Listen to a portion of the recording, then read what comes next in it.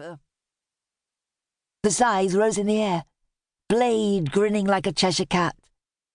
Warren folded muscular arms, showing his tattoos. 2 dragons belching fire. He stood his ground. The scythe wavered, and Warren took a pace forward, arm outstretched. His boots skidded on the greasy stone, and his legs gave way under him. As he sank to the ground, he saw the blade, his lovely blade, glint in a sudden shaft of sunlight.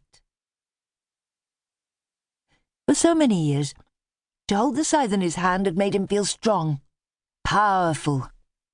The blade couldn't betray him now. Yet it had such a wicked edge.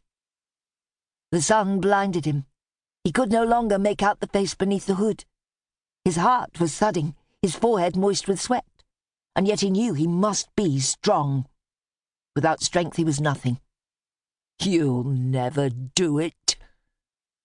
It might have been a prayer, but he made it sound like a dare. The blade fell, and for a split second he understood his mistake. When the metal sliced against his flesh and pain bit into him, he screamed. Part 1. Chapter 1. Welcome to Paradise. Daniel Kind shaded his eyes against the sun as it streaked the surface of the reed-fringed tarn with gold. He'd taken refuge from the heat and hard labour. The garden bench stood in an arbour formed by the stooping branches of an old copper beech. The breeze ruffled leaves of a fragrant lavender bush. An orange-billed oyster-catcher emerged from a tree stump, then vanished from sight. Even Paradise offered no escape from nettles or scratches by bramble thorns. His hands were stinging, and blood smeared his forearm. Sweat glued his shirt to his skin. Hours spent digging out tree roots had left his body pleading for mercy. His spine yearned for the soft recesses of his battered leather armchair at Oxford. But the stone bench was cold, as if carved by a Puritan, intent on deterring indolence. As he rubbed the stings with a dock leaf, his gaze travelled up the steep rise of Tarn Fell towards the straggle of fell walkers on Priest Ridge. Heedless of pagan folklore, a young couple and their children were clambering onto a dour grey anvil, outlined against the sky. The sacrifice stone. If he didn't start moving, his vertebrae might seize up.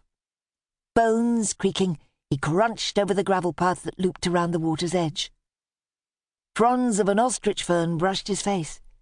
Red admirals skittered around the Michaelmas daisies. The path curved around a rhododendron bush before coming to an abrupt halt in front of a cracked and ancient mirror nailed to a trellis, on which ivy and flowering jasmine intertwined. The glass created the illusion of an arch festooned by climbers, beyond which the path continued past the tarn towards the damson wood. Even now, the mirror had the knack of deceiving him. His tanned reflection returned a wry smile, as if wondering whatever happened to the pale-faced academic, who had downshifted to the lakes and made this his home. He still couldn't trust his luck. Last night, in his dreams, he'd become a tourist whose fantasies of escape dissolved when duty dragged him back to college to teach Victorian history. Turning back, he headed back past a mass of purple foxgloves. He loved this garden, but it mystified him. The serpentine byways and dead ends made no sense. There was something unnatural about them, a sense of something fashioned with a purpose. 3 months after moving here, he still hadn't fathomed that purpose. Conundrums entranced him. He had this need to know. In the days when he'd read the Times, he'd never been able to abandon the crossword until the last cryptic clue was solved. He was his father's son. Ben Kind had been a career detective.